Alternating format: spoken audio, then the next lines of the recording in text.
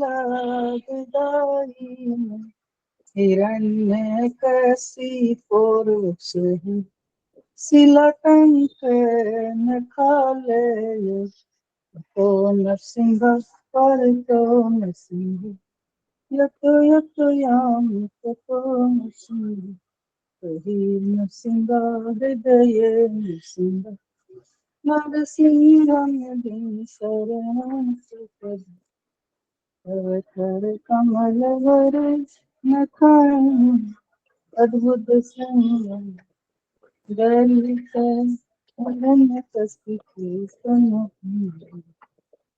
सवधीत नर हरि रूप, जय जगदीश हरे, जय जगदीश हरे, जय जगदीश हरे, जय नरसिंह देव, जय नरसिंह देव, नरसिंह देव, जय नरसिंह, जय प्रहलाद महाराज, जय प्रहलाद महाराज, प्रहलाद महाराज। हरे कृष्ण। सभी को मेरे बंदे प्रणाम। हरि बोल, सुंदर हरि माता बोल, जी, हरि बोल। बहुत सुंदर माता जी। हरे कृष्ण, हरि बोल, हरे कृष्णा। हरि बोल। हरे कृष्ण सुधा प्रभु जी माता जी, 10 नाम अपराध, प्रभु जी। हाँ जी, नाम अपराध नाम सब अपराध बोल कृष्णा बोल माता रहे जी। हैं। हरे कृष्णा, हरे कृष्णा। जी। हरे कृष्ण माता जी, नाम माता अपराध जी, दंडवत प्रणाम। कृष्ण सबको दंडवत प्रणाम।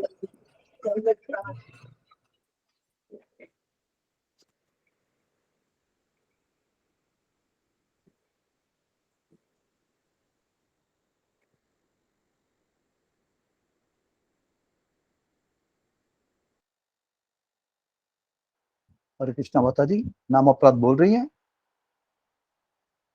प्रभु जी मैं थोड़ा मेरे खाना गा के लिए आ गए, मैं डाल के मैं 5 मिनट में रेडी हो जाती हूँ, वो आगे बोलने के लिए कोई और बोल दीजिए प्लीज। ठीक है माता जी। हरे कृष्ण। हरे कृष्ण। हरे कृष्णा। सभी भक्तों को दंडवत प्रणाम। दंडवत प्रणाम। कोई नाम अपराध बोलेगा? मैं बोलूं प्रभु जी? बोलिए माता जी। हरे कृष्णा। धन्यवाद प्रभु जी। सभी भक्तों को दंडवत प्रणाम। भगवान नाम के प्रति जप में होने वाले 10 नाम अपराध। पहला, भगवान नाम के प्रचार में संपूर्ण जीवन समर्पित करने वाले महाभागवतों की निंदा करना। दूसरा, श्री ब्रह्मा आदि देवताओं के नाम को भगवान नाम के समान अथवा उनसे भिन्न समझना। तीसरा, आध्यात्मिक गुरु की अवज्ञा करना अथवा उन्हें साधारण मनुष्य समझना। चौथा, वैदिक शास्त्रों अथवा प्रमाणों का खंडन करना। पांचवा, हरे कृष्ण महामंत्र के जप की महिमा को काल्पनिक समझना। छठा, पवित्र भगवान नाम में अर्थवाद का आरोप लगाना। सातवां, नाम के बल पर पाप करना।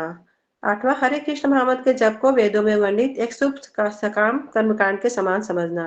नौवां, अश्रद्धालु व्यक्ति को कृष्ण नाम की महिमा का उपदेश करना। 10वां, हरे कृष्ण महामंत्र के जप में पूर्ण विश्वास न होना और इसकी इतनी अगाध महिमा श्रवण करने पर भी विषयासक्ति बनाए रखना। ध्यान पूर्वक जप न करना भी एक अपराध है। जीवन की अवश्य श्री कृष्ण प्रेम को प्राप्त करने हेतु हर किसी को इन नाम अपराधों से सदैव बचना चाहिए ताकि हम अपने मनुष्य जीवन के परम लक्ष्य को प्राप्त कर सके। हरे कृष्णा। कुछ गलती हुई तो माफ। हरि बोल, हरि बोल, हरि बोल। हरि धन्यवाद बोल। बहुत माता जी, सुंदर है। सब सुंदर गाया। हरि बोल। धन्यवाद। हरि बोल। हरे कृष्ण विशाल प्रभु जी, दंडवत प्रणाम। अशोक प्रभु जी, दंडवत प्रणाम। धर्मराज दोनों प्रभु जी, प्रणाम। दास का दोनों दंडवत प्रणाम। प्रणाम। विनोद बिहारी। हरे कृष्णा प्रभु विनोद बिहारी प्रभु दंडवत हरे प्रणाम। कृष्णा गुरु जी दंडवत प्रणाम। से दंडवत प्रणाम। हरे कृष्णा। हरे कृष्ण गुरु जी दंडवत प्रणाम। हरे कृष्णा। मेरे को आशा है कि सभी भक्तों ने जन्माष्टमी सेवा के लिए कुछ ना कुछ योगदान जरूर दिया होगा या देने जा रहे हैं, प्रयासरत हैं। हम प्रार्थना करते हैं कि उनका प्रयास सफल हो और वो कुछ ना कुछ इस पर्व में अपना योगदान दे। बड़ा पवित्र पर्व है श्री कृष्ण जन्माष्टमी हम सबके लिए।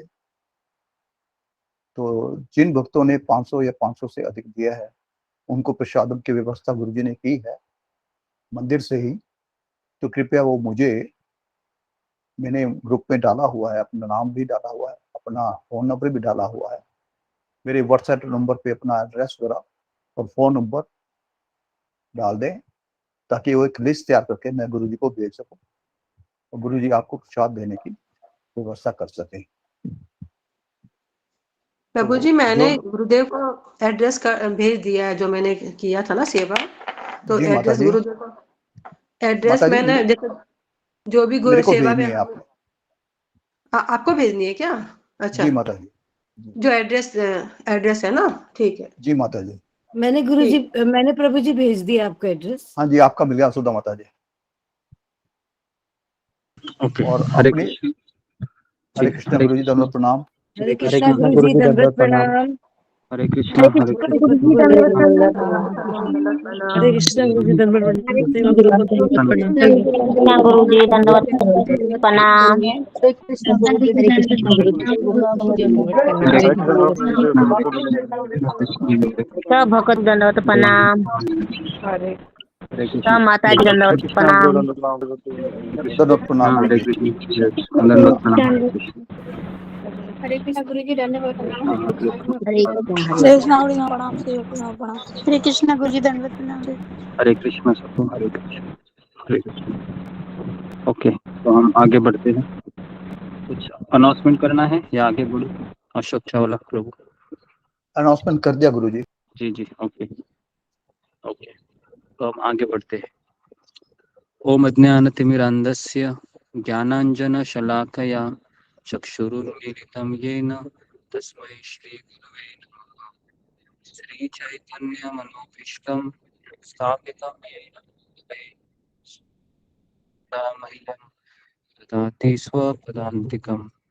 वन्देऽहं श्रीगुरु श्रीयुतापदकमलं श्रीगुरून् वैष्णवांश्च श्रीरूपं साग्रजातं सहगण रघुनाथान्वितं तं सजीवं साद्वैतं सावधूतं परिजनासहितं कृष्णचैतन्यदेवं श्रीराधा कृष्णपादान् सहगण ललिता श्रीविशाखान्वितांश्च।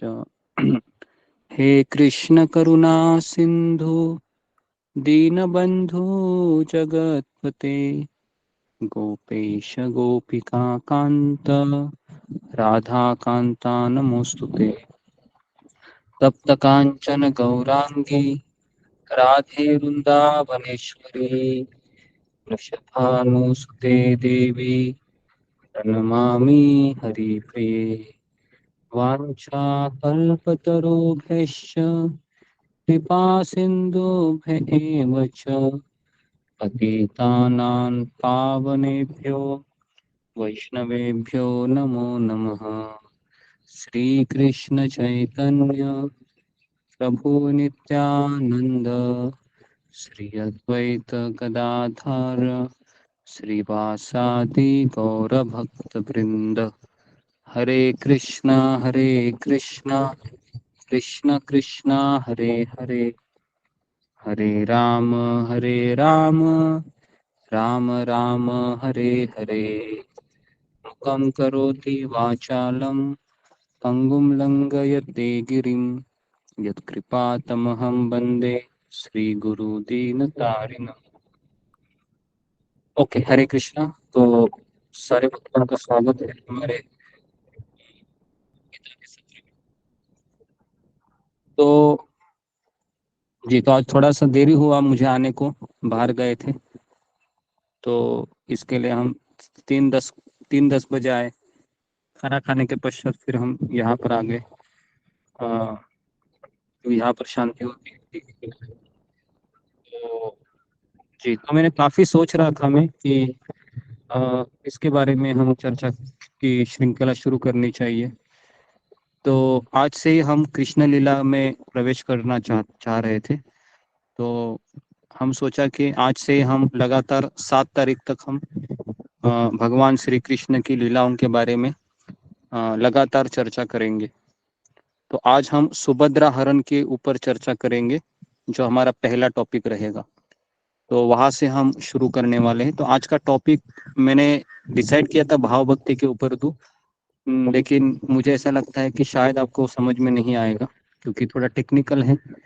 तो मैंने सोचा कि वापस कभी उस विषय में हम चर्चा करेंगे। तो आज से हम कृष्ण लीला के अंदर प्रवेश करते हैं और सुभद्रा हरण ये जो टॉपिक है जो दशम स्कंद में भागवतम के आता है ना। तो हम आगे बढ़ने से पहले हम हमारे जो परम प्रिय हमारे आचार्य है शिल प्रभुपाद जी, उनके चरणों में कोटि कोटि वंदना करते हैं। फिर हम हमारे गुरुदेव परम पूज्य राधानाथ स्वामी महाराज के चरणों में कोटि कोटि प्रणाम करते हैं और समस्त हमारे आचार्य रूप गोस्वामी, सनातन गोस्वामी से लेकर हमारी जो गुरु शिष्य परंपरा आई है उन सारे आचार्यों को हम कोटि कोटि नमन करके हम इस श्रृंखला को शुरू करते हैं। ठीक है, तो जी, तो 7 तारीख के दिन जब जन्माष्टमी रहेगी तो हम भगवान से यही प्रार्थना करते हैं कि हम भगवान को हमारे हृदय में धारण कर सके और भगवान श्री कृष्ण का अवतरण हम है ना हमारे जीवन में भी हम प्राप्त कर सके। जी, तो हम अभी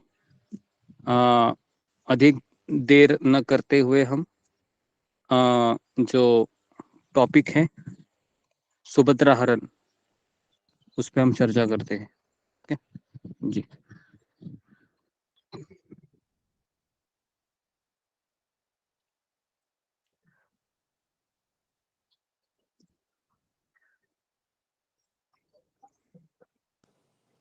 हरे कृष्ण गुरु जी, दंडवत प्रणाम।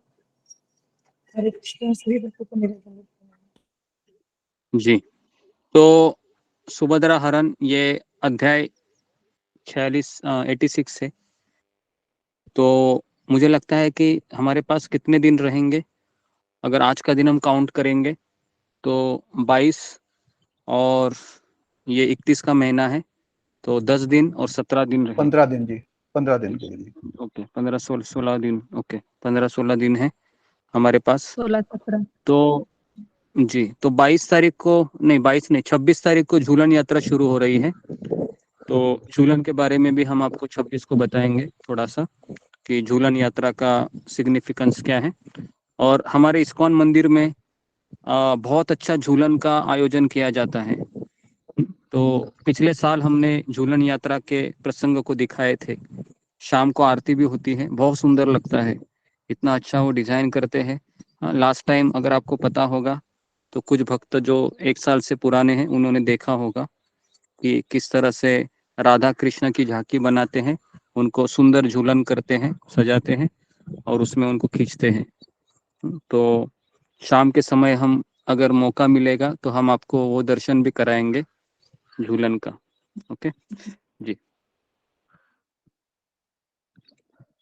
तो जी, तो अभी राजा परीक्षित है भगवान श्री कृष्ण एवं उनकी लीलाओं के विषय में श्रवण करने के लिए और अधिक जिज्ञासु हो गए हैं और इस प्रकार उन्होंने श्रील सुखदेव गोस्वामी से प्रश्न किया कि किस प्रकार भगवान श्री कृष्ण की प्रेरणा पर उनके पितामह अर्जुन ने पितामही सुभद्रा का हरण किया था।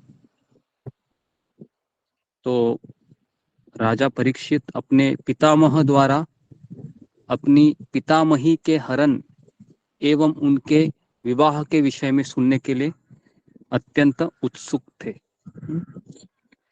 तो आप सोच रहे होंगे कि परीक्षित महाराज को 7 दिन का समय मिला है, लेकिन परीक्षित महाराज को ये शादी के बारे में इतनी उत्सुकता क्यों हो रही है? कोई मुझे बताएगा जानने के लिए कि ये अर्जुन की शादी है ना, तो अर्जुन के शादी के बारे में इतना जानने की उत्कंठा क्यों है? कोई मुझे इस प्रश्न का उत्तर देना चाहेगा कि मान लो कि अभी 5 दिन खत्म हुए हैं, दशम स्कंद में जब प्रवेश करते तो 6ठा दिन शुरू था परीक्षित महाराज का, केवल एक ही दिन बचा है, लेकिन उस समय में भी परीक्षित महाराज है वह अपने पितामह की शादी की कथा सुनने के लिए बहुत इंटरेस्टेड है। तो क्या हो सकता है कारण इसका? जी बताइए। जी साधना बोलो। हरे कृष्ण गुरुजी, दंडवत प्रणाम। गुरुजी, वो मतलब भगवान अर्जुन से कराना चाहते थे सुभद्रा जी की शादी, क्योंकि अगर अर्जुन नहीं करते तो फिर दुर्योधन कर लेता था, और इसकी वजह से जो भगवान की जो लीलाएं थी, जो उनकी रचना थी, उसमें बाधाएं आ सकती थी, जैसे कि महाभारत का युद्ध था उसमें, इसलिए भगवान ने ऐसा किया था। ओके जी जी ओके, और आगे हम बढ़ते हैं। जी तितली मिश्रा। हरे कृष्णा गुरुजी, दंडवत प्रणाम। मुझे ऐसा लगता है गुरुजी कि परीक्षित महाराज इसलिए बहुत ज्यादा इंटरेस्टेड थे ये कथा सुनने के लिए, क्योंकि एक तो इसमें उनके पितामह थे अर्जुन इन्वॉल्व, दूसरा उनके भगवान श्री कृष्ण की बहन सुभद्रा के बारे में कहानी था, और उन दोनों का विवाह कैसे हुआ एक बहुत ही रोचक तथ्य उनको लग रहा था कि अगर मैं इस स्टोरी के प्रति उनका जो आकर्षण था मन में बहुत ज्यादा था कि मैं जानूं इस बारे में। हरे कृष्णा गुरुजी, दंडवत। ओके, तो जी तो बेसिकली शॉर्ट में अगर हम आपको ये बताना चाहेंगे कि ये शादी का सेंटर कौन थे, तो ये शादी का केंद्र बिंदु भगवान कृष्ण। कृष्ण थे जी। तो इसलिए तो इसलिए परीक्षित महाराज इस शादी को सुनना चाह रहे थे कि किसकी शादी है ना, अर्जुन की शादी। नहीं तो अगर अर्जुन भगवान के परीक्षित महाराज के भले ही पितामह होते थे, लेकिन अगर उनका कृष्ण से कोई प्रेम ही नहीं रहता था मान लो, तो शायद परीक्षित महाराज सुखदेव गोस्वामी को नहीं कहते थे कि आप मुझे कथा सुनाइए। ठीक है, तो हम सबको पता है कि सुखदेव गोस्वामी इस कथा को प्रारंभ करते हैं कि एक बार तुम्हारे पितामह महान वीर अर्जुन अनेक तीर्थ स्थानों की यात्रा कर रहे थे, और जब वे इस प्रकार सर्वत्र यात्रा कर रहे थे तब वे प्रभास क्षेत्र पहुंचे। ये प्रभास क्षेत्र कहाँ पर है, किसी को पता है प्रभास क्षेत्र कहाँ है? तो ये गुजरात में है। गुजरात में गुजरात में है जी। गुजरात में। तो ओके, तो ये गुजरात में पहुंचे और प्रभास क्षेत्र में उन्होंने सुना कि बलराम जी सुभद्रा के विवाह की चर्चा कर रहे थे। सुभद्रा अर्जुन के मामा वसुदेव जी की कन्या थी। यद्यपि सुभद्रा के पिता वसुदेव जी तथा भ्राता श्री कृष्ण बलराम जी से सहमत नहीं थे, लेकिन बलराम जी सुभद्रा का शादी किनसे कराने वाला था? दुर्योधन के पुत्र लक्ष्मण के साथ। दुर्योधन से। दुर्योधन से। दुर्योधन के पुत्र गुरुजी, दुर्योधन से। दुर्योधन का पुत्र नहीं, दुर्योधन से करवाना चाहते थे वो। दुर्योधन से कराने के लिए चाह रहे थे, क्योंकि बलराम जी का दुर्योधन से बहुत प्रेम था। और ये प्रेम कहाँ दिखता है? अगर आपको पता होगा कि जब भीम और दुर्योधन का गदा युद्ध शुरू होता है कुरुक्षेत्र के युद्ध के अंतिम दिनों में, उस समय भीम है वो छल से दुर्योधन की जंघा पर जोर से प्रहार करता है। उस समय बलराम जी अर्जुन को मारने के लिए रेडी होते हैं। तो वहां पर भी बलराम जी का दुर्योधन के प्रति प्रेम दिखाई देता है।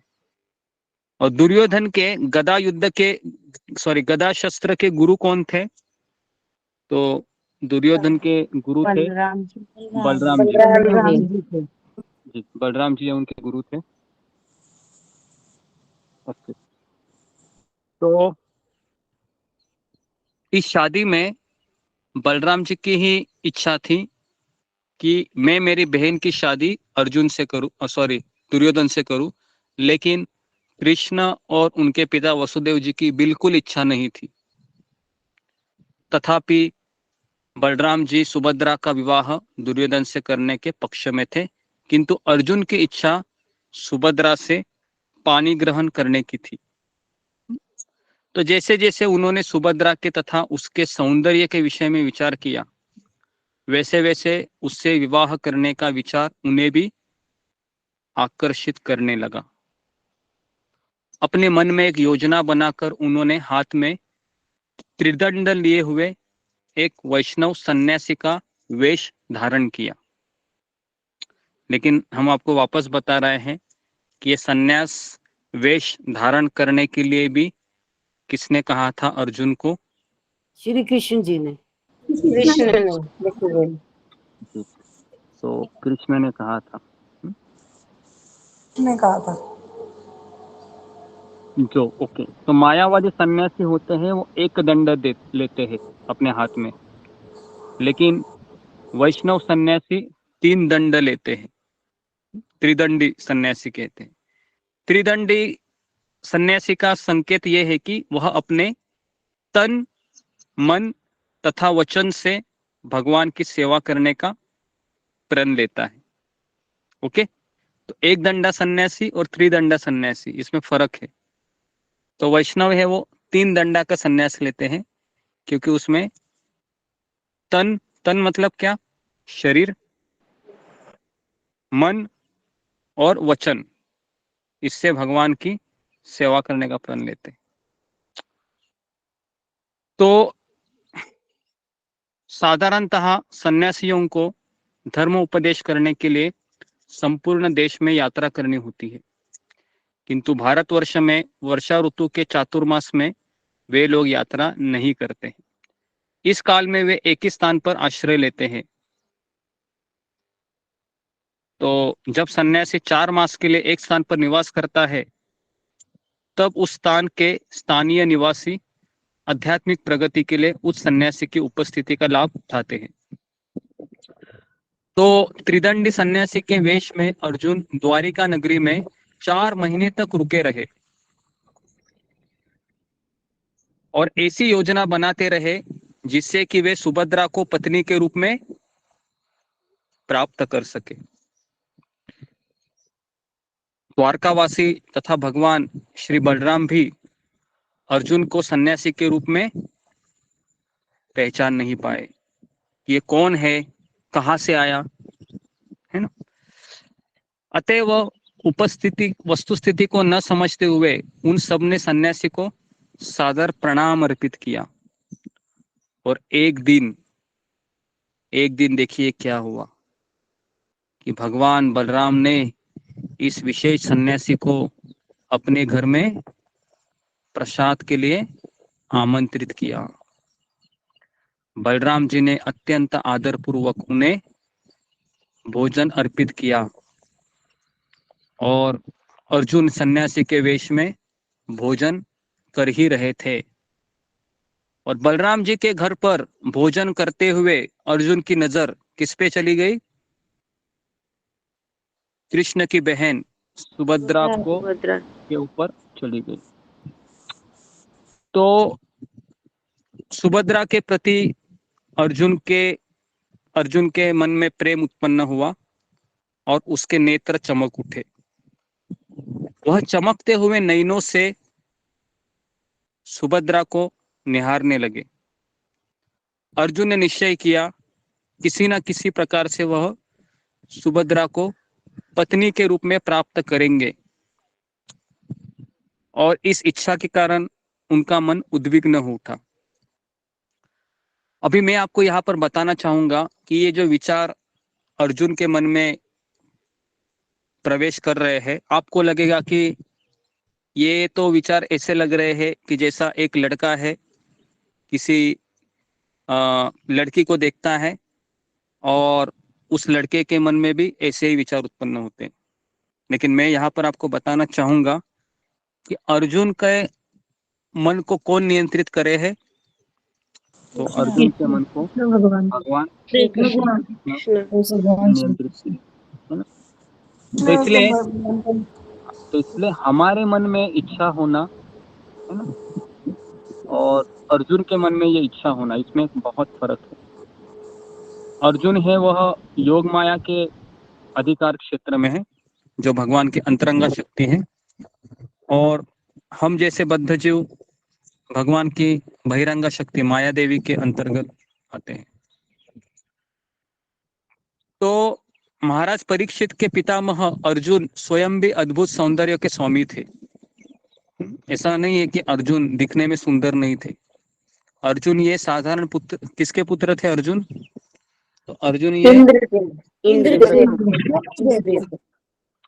इंद्र के पुत्र थे, और उनकी शारीरिक आकृति सुभद्रा को भी आकर्षित प्रतीत होती थी।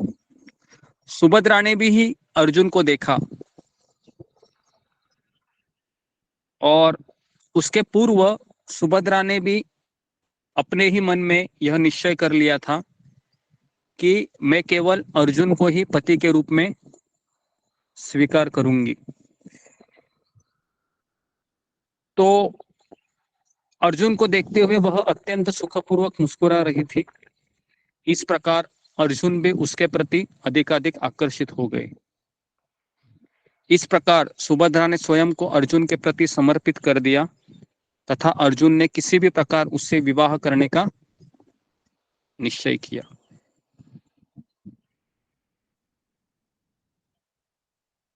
ओके, तो एक बार फिर मंदिर में देवताओं के दर्शन के लिए सुभद्रा रथ पर बैठकर महल से बाहर जा रही थी। अर्जुन ने इस अवसर का लाभ उठाया और वसुदेव जी तथा देवकी जी की अनुमति से, देखिए यहाँ पर एक बहुत बड़ा शब्द आ रहा है कि अर्जुन ने उसके पिता वसुदेव जी और उसकी माता देवकी जी की अनुमति से सुभद्रा का अपहरण कर लिया, और सुभद्रा के रथ पर सवार होने के उपरांत अर्जुन युद्ध के लिए तैयार हो गए। क्योंकि जैसे ही पता चला बलराम को कि मेरी बहन का अपहरण इस सन्यासी ने किया है, जो सन्यासी के वेश में अर्जुनी था, तो बहुत क्रोधित हो जाते हैं और अर्जुन को मारने के लिए तैयार हो जाते हैं। उन्हें रोकने के लिए जो सैनिक भेजे गए थे, उनको अर्जुन ने अपना धनुष लेकर अपने बाणों से रोक दिया तथा वे सुभद्रा को ले गए। लेकिन अगर अभी मुझे बताइए, अगर अर्जुन युद्ध कर रहा था रथ में, तो रथ कौन हाँक रहा था? श्री कृष्ण, भगवान श्री कृष्ण, सुभद्रा कर रही कृष्ण ने सुभद्रा चला रही थी, कहा सुभद्रा को रथ चलाने के लिए। सुभद्रा चला रही।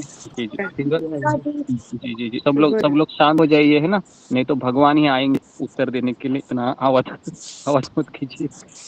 ठीक है, तो पहली बात तो भगवान श्री कृष्ण वहां पर कैसे रहेंगे, थोड़ा सा आपको दिमाग लगाना चाहिए, है ना। क्योंकि कृष्ण वहां पर रहेंगे तो बलराम जी का गुस्से का कारण कौन बनेंगे? कृष्ण बने, है ना। कृष्ण को गुस्सा करेंगे कि तुमने ही सब ये, है ना, खिचड़ी पकाई है, ऐसा बलराम जी को लगता था। इसके लिए कृष्ण ने केवल क्या किए थे? इशारे दिए थे अर्जुन को। और अर्जुन का रथ कौन हाँक रही थी? तो अर्जुन का रथ सुभद्रा हाँक रही थी। ठीक है, तो अभी आप बोलोगे कि सुभद्रा को रथ चलाने कैसे आता होगा? तो देखिए कि पहले के जमाने में सारी राजकन्याओं को रथ चलाना आता था। आपको वर्णन है रामायण में भी, जब देवासुर संग्राम हुआ था तो उस समय में भी दशरथ महाराज जब घायल हुए थे तो उनका रथ किसने हाँका था? जी, कैकेयी ने हाँका था, है ना। तो इसीलिए कैकेयी को उन्होंने 2 वरदान दिए थे। जी, तो इस प्रकार से, है ना, सुभद्रा का अपहरण करने के पश्चात अर्जुन इस प्रकार सुभद्रा का हरण कर रहे थे। किसी का माइक चालू है? माइक को जरा देखिए, अपने माइक का ध्यान रखिए। तब सुभद्रा के परिवार वाले तथा संबंधी विलाप करने लगे, किंतु फिर भी अर्जुन उसको उसी प्रकार ले गए थे जैसे एक सिंह अपना भाग लेकर चला जाता है। जब भगवान बलराम जी को पता ही चला था कि वो तथाकथित सन्यासी ये कौन था, ये अर्जुन था, तो उनको सब पता चला कि मेरे घर में आना, मेरे घर का भोजन खाना, मेरी बहन को देखना, ये सब उस पाखंडी सन्यासी का ही काम था। तो वास्तव में वो क्यों आया था मेरे घर?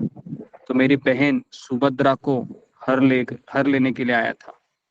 तो बलराम जी इतना गुस्सा हो गए कि जिस प्रकार पूर्णमासी के दिन सागर की लहरें उद्विग्न हो जाती हैं। पूर्णमासी मतलब पूर्णिमा को, अगर आप देखोगे तो पूर्णिमा को जो समुद्र होता है बहुत उद्विग्न होता है। उसी प्रकार बलराम जी अत्यंत विचलित हो गए। लेकिन अर्जुन को पता था कि मेरे पक्ष में कौन है, मेरे पक्ष में श्री कृष्ण है। भगवान कृष्ण।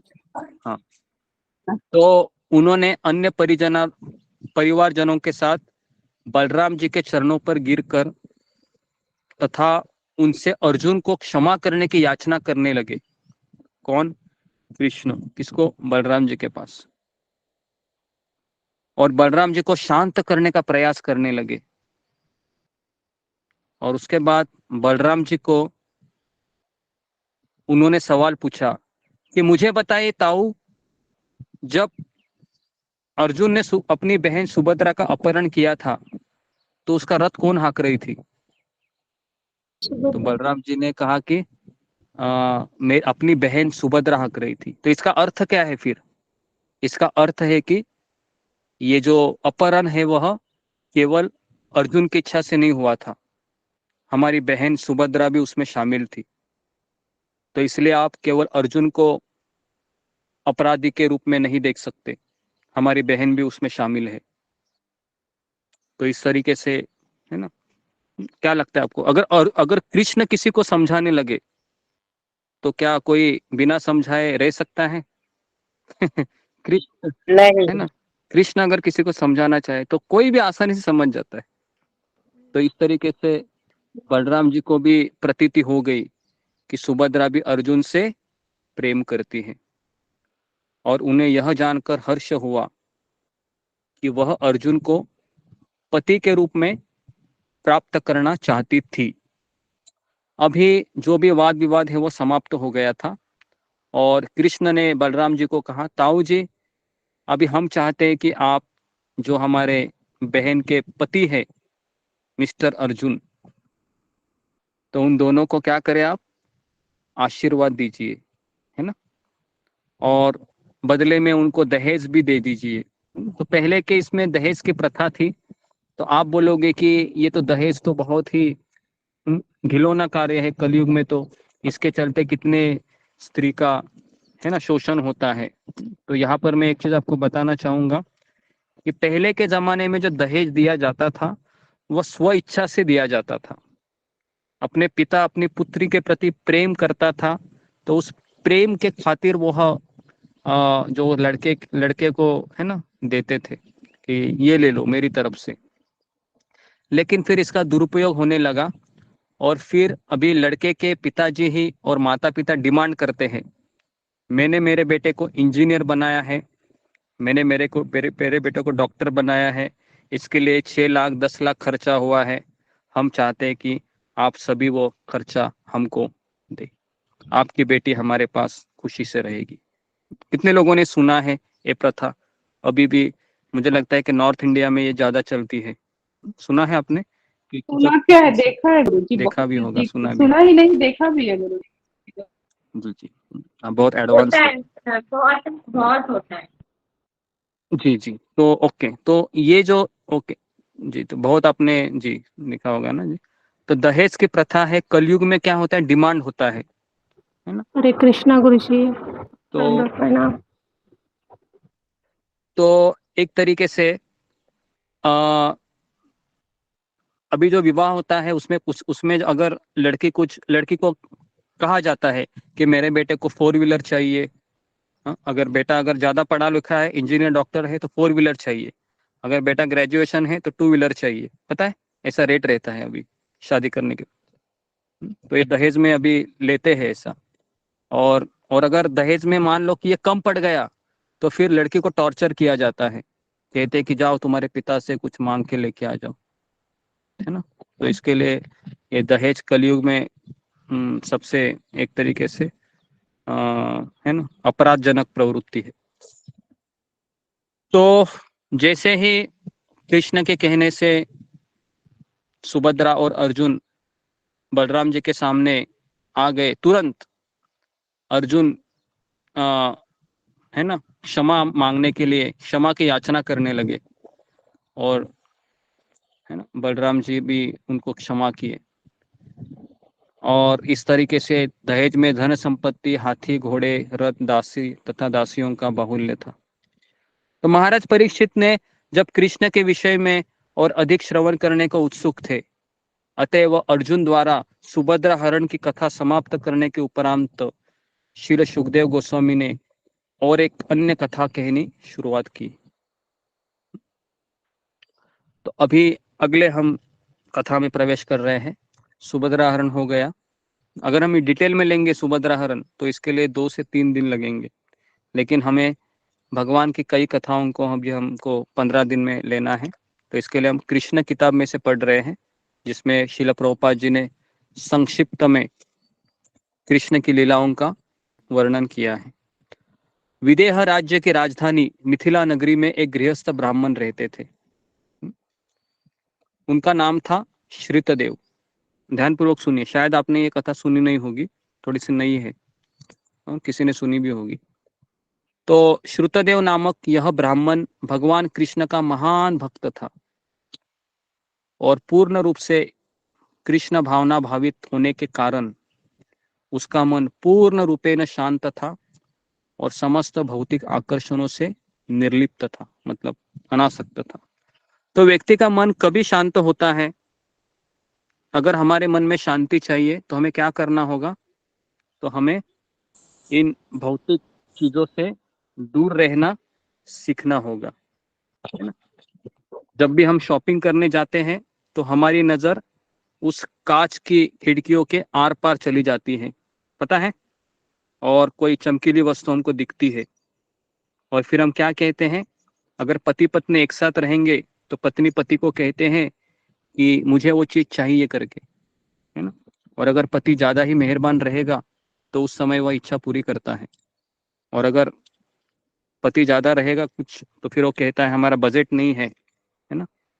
और कभी कभी ऐसा होता है कि वो चमकीली वस्तु हम जब घर में खरीद के लाकर आते हैं तो उस वस्तु को देखकर ऐसे लगता है कि ये मैंने क्यों लिया, मुझे इसकी कोई आवश्यकता ही नहीं थी। तो इसलिए हमारा मन अशांत होने का प्रमुख कारण क्या है? कि हमारे मन में अभी भी क्या है? इस संसार को भोग करने की इच्छा है कि नहीं?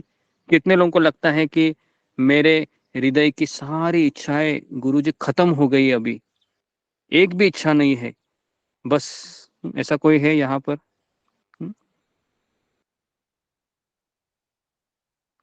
और जिन्होंने हाथ खड़ा करेंगे वो शुद्ध भक्त के कैटेगरी में रहेंगे, मैं पहले से बोल रहा हूँ। क्योंकि क्योंकि अगर ये होना ही इस बात का अर्थ है कि आप अनर्थ निवृत्ति को पार किए हैं, जिसके मन में कोई भौतिक इच्छा ही नहीं है ना।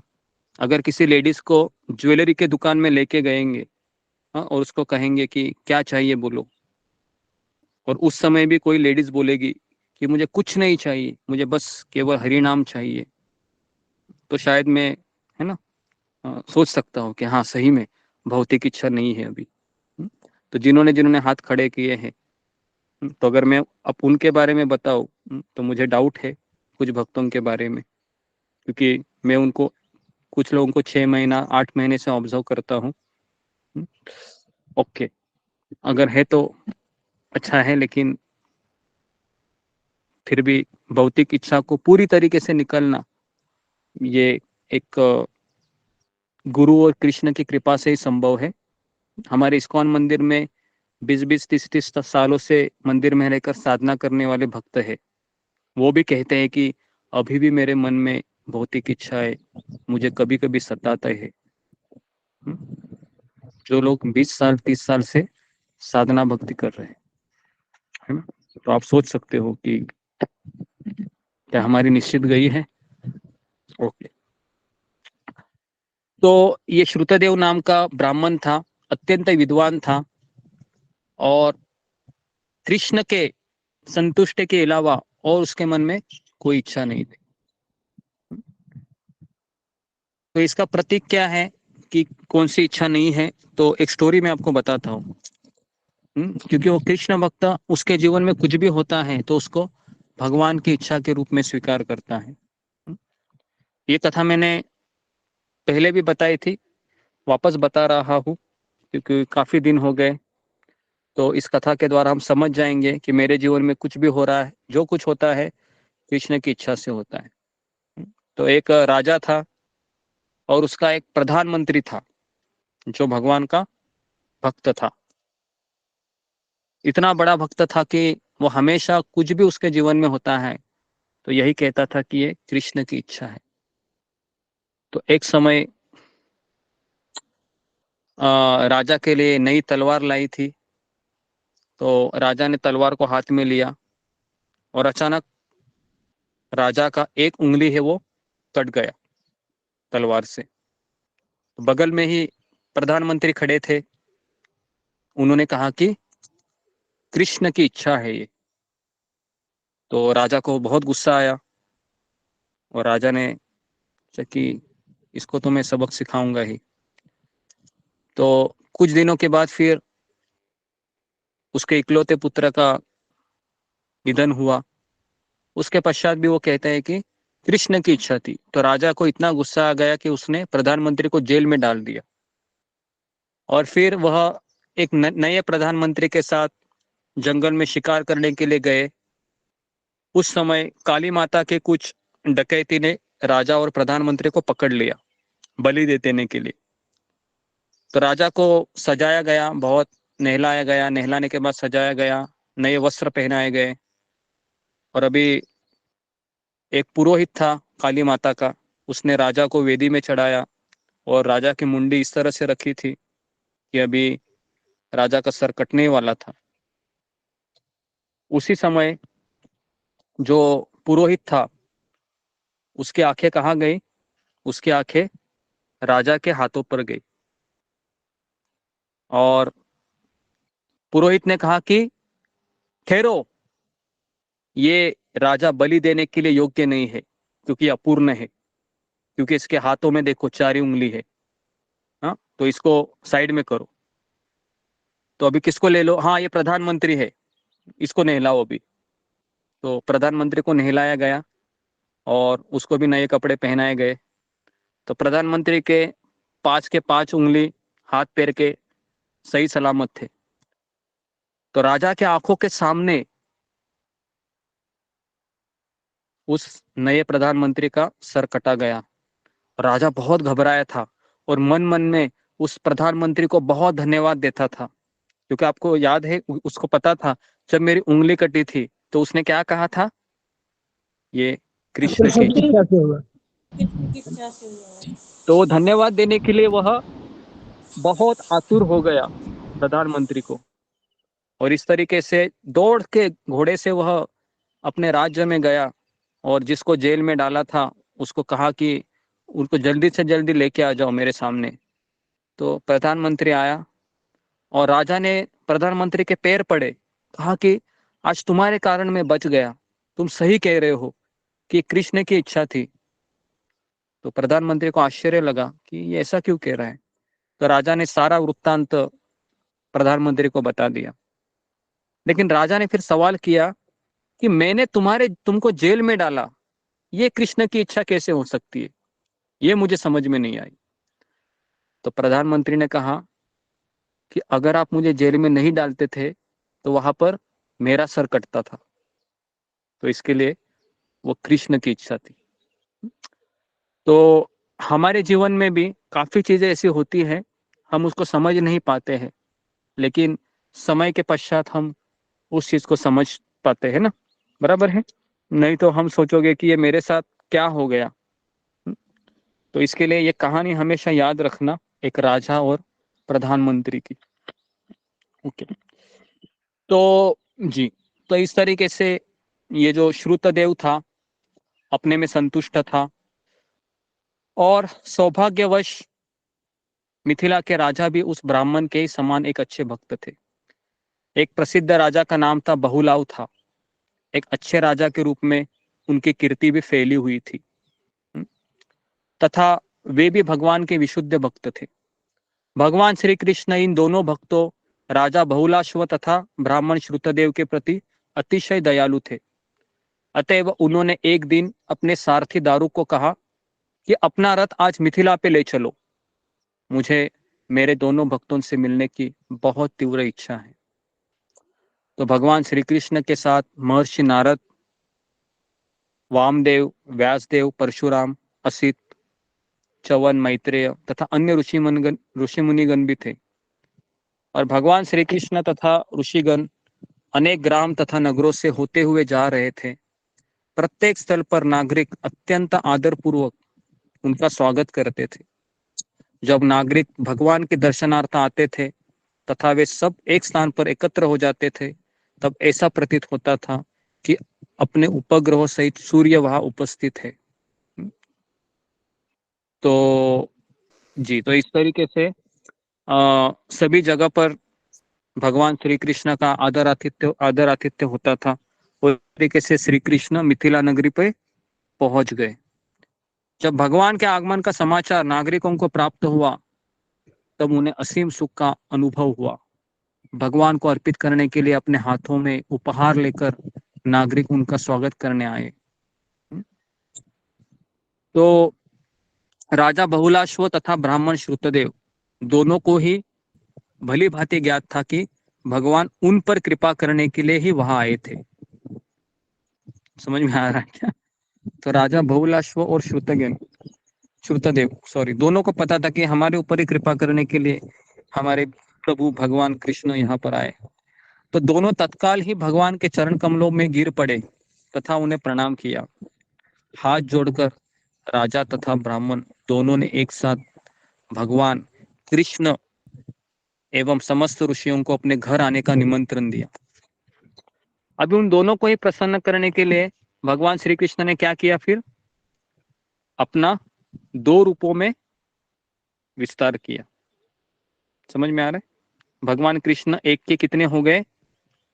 2 हो गए। ओके, और उनमें से प्रत्येक के घर में चले गए। अभी फिर राजा अथवा ब्राह्मण कोई भी यह न समझ सका कि भगवान दूसरे के घर में भी गए हैं। प्रत्येक ने क्या सोचा कि श्रुतदेव ने सोचा कि मैं कितना भाग्यशाली हूँ, कृष्ण मेरे घर में आए। और बहुलाश्व ने भी क्या सोचा कि कृष्ण मेरे घर आए। तो यद्यपि ब्राह्मण तथा राजा यह सोच ही रहे थे, किंतु भगवान तथा उनके संगी दोनों ही घरों में उपस्थित थे। यह भगवान का एक अन्य ऐश्वर्य है। तो इसी के समान जब भगवान कृष्ण ने 16,000 रानियों से शादी की थी, तब उन्होंने अपने आप को 16,000 रूपों में विस्तारित किया। तो इसी भांति जब वृंदावन में ब्रह्मा ने कृष्ण की गौवे तथा बछड़े चुराए थे, तब भगवान ने अनंत गाय, अनंत बछड़े, अनंत ग्वाल बाल के रूप में अपना विस्तार किया था।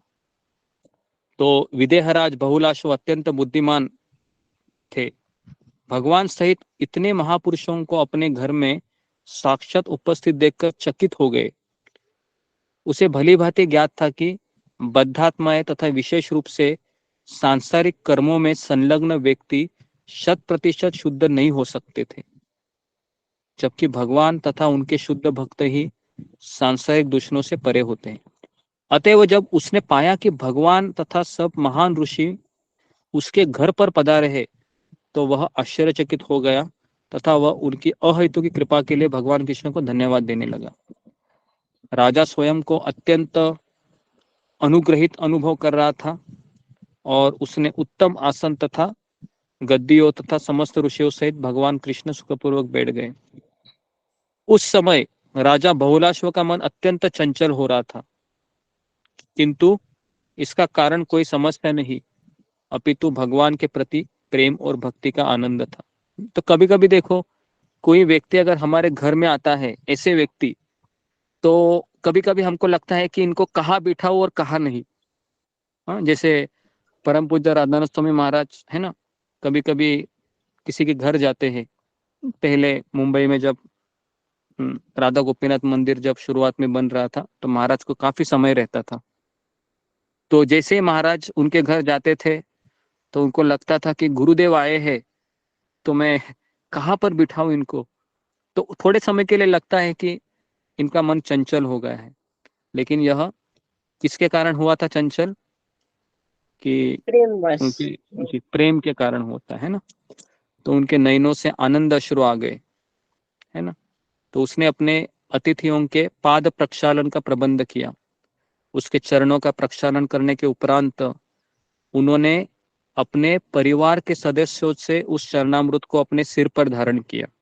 तो ऐसा ये प्रथा है कि जब भी कोई साधु हमारे घर में आते हैं, तो उनका चरण धोने के पश्चात वह पानी हमको हमारे सर के ऊपर और हमारे जितने भी परिवार के लोग हैं उनके सर के ऊपर छिटकना चाहिए। और इस तरीके से सब ने भोजन करने के तृप्त हो गए और बहुलाश्व भगवान कृष्ण के सम्मुख आया और उसने भगवान के चरणों को अपनी गोद में रख दिया। गोद में रख दिया मतलब आप समझ रहे हो ना, कि भगवान ऊपर बैठे होंगे और बहुलाश्व नीचे बैठा होगा, और उन्होंने अपने दोनों पैर भगवान के अपने गोदी में ले लिए और हाथों से उनको सहलाते हुए भगवान के स्वर में उच्च स्वर में भगवान के यश का गायन करने लगा। तो इस तरीके से बहुलाश्व ने भगवान को अलग अलग प्रार्थनाएं अर्पण की। इसका माइक चालू है, देखिए। ओके, तो इसी मध्य वह ब्राह्मण भी उन्हीं भगवान कृष्ण तथा उनके साथी ऋषियों का अपने घर पर स्वागत करके दिव्य आनंद में निमग्न हो गया। कौन, क्या नाम था उस ब्राह्मण का?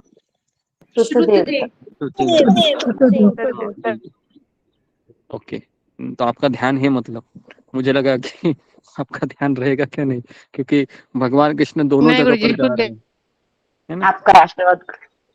ओके, तो अच्छा है, ध्यान पूर्वक सुनिए, क्योंकि ये कृष्ण की लीला है ना। तो उन्होंने भी भगवान का तथा ऋषियों का अति प्रशंसा की। उनकी पत्नी आई, उन्होंने अतिथि का पद प्रक्षालन किया और उसके पश्चात उन्होंने भी उसी तरीके से परिवार के सभी सदस्यों पर ऊपर भगवान का चरणामृत और ऋषियों का चरणामृत छिटक दिया। और श्रुतदेव भगवान कृष्ण एवं उनके संगी ऋषियों का स्वागत कर ही रहा था, तब इतना आनंद हो गया उनको, है ना। वो आनंद की तुलना हम किसी से नहीं कर सकते हैं, है ना। तो इसलिए हमारे मराठी में कहते हैं कि साधु संत येती घरा तोची दिवाळी दसरा। इसका अर्थ क्या है कि जब जब साधु लोग हमारे घर में आते हैं, वही हमारे लिए दिवाली है और वही हमारा त्योहार है ना। तो इसलिए एक गृहस्थ के लिए दिवाली दसरा कब होना चाहिए? जब कोई साधु उसके घर में प्रवेश करे। तो इस तरीके से यहाँ पर श्रुतदेव ब्राह्मण कह रहे हैं कि हे कृष्ण, मैं गृहस्थ जीवन के गहरे अंधेकूप में पतित हो गया हूँ। मैं अत्यंत अभागा व्यक्ति हूँ और आप कैसे मेरे घर आए, ये मैं अभी तक समझ नहीं पा रहा हूँ कि आपने इतनी बड़ी कृपा मेरे ऊपर की कि आपके साथ ये जो महर्षिगण है ये मेरे घर पधारे। हालांकि इनकी उपस्थिति से तीर्थस्थली पवित्र हो जाती है। तो भोजन समाप्त करने के पश्चात श्रुतदेव तथा उनकी पत्नी, उनकी संतान, अन्य सम्मानित अतिथियों की सेवा करने के लिए वहां उपस्थित हुए। तो उन्होंने भी इस तरह से भगवान को प्रार्थना की। ओके, तो श्रुतदेव ने आगे कहा, प्रिय भगवान, आपने इस भौतिक जगत में इस प्रकार प्रवेश किया है जैसा कि सुप्त अवस्था में बद्ध जीव इस अस्थायी जगत का निर्माण कर लेता है। तो इस तरह से अलग अलग प्रार्थनाएं करता है। और श्रुतदेव भी भगवान श्रुतदेव की विशुद्ध भक्ति की स्तुति का श्रवण किया और वो अत्यंत प्रसन्न हो गए। उन्होंने तत्काल ही श्रुतदेव का हाथ पकड़कर उसे कहा, प्रिय श्रुतदेव, तुमसे भेंट करने के लिए मैं स्वयं यहाँ आकर उन महर्षियों तथा संतों ने तुम पर अत्यंत कृपा की है। तुम्हें इस अवसर को अपना एक महान सौभाग्य समझना चाहिए। वे इतने दयालु है कि मेरे साथ यात्रा कर रहे हैं और वे जहाँ भी जाते हैं उसे अपने चरणों की धूल के स्पर्श से तत्काल ही शुद्ध बना देते हैं।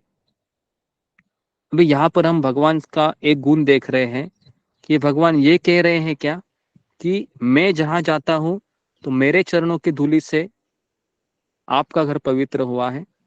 तो भगवान वहां पर ये नहीं कह रहे। भगवान कह रहे हैं कि ये जो ऋषि मुनि है ना मेरे साथ, नारद, उसके बाद असित, देवल, इनके चरणों की धूली से आपका घर पवित्र हुआ है। तो इस तरीके से ब्राह्मण श्रुतदेव तथा मिथिला के राजा दोनों ने भगवान के निर्देशन में कृष्ण तथा उनके पार्षदों की उपासना की और उन्होंने आध्यात्मिक महत्ता के समान स्तर पर महर्षि तथा संत ब्राह्मणों की उपासना की। और इस तरीके से भगवान श्री कृष्ण अपनी राजधानी द्वारका लौट गए। इस घटना से हमें जो उपदेश प्राप्त होता है वह यह है कि भगवान ने राजा बहुलाश्व तथा ब्राह्मण श्रुतदेव को एक समान माना क्योंकि दोनों ही विशुद्ध भक्त थे। तो मेरा एक थोड़ा सा एक सवाल है आपको कि क्या दो शुद्ध भक्तों के बीच किसी पारिवारिक समस्याओं को लेकर कलह हो सकता है या मनमुटाव हो सकता है? अगर हाँ तो क्यों, उनका नाम बताइए, और अगर नहीं तो क्यों नहीं? थोड़ा सा फिंगर को रेज कीजिए। थोड़ा सा इम्पोर्टेंट क्वेश्चन है। क्वेश्चन दोहराइए गुरुदेव।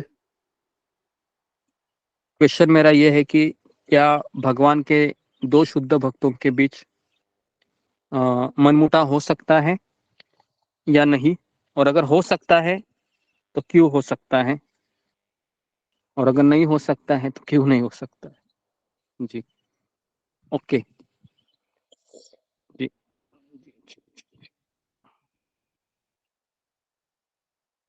ओके, निधि शुक्ला। हरे कृष्ण गुरु जी, दंडवत प्रणाम।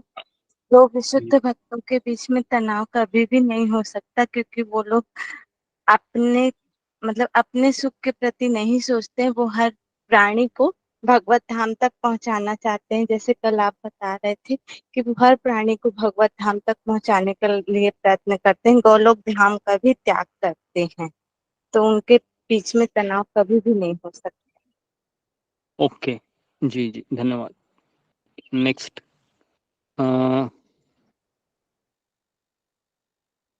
जी, शिवानी।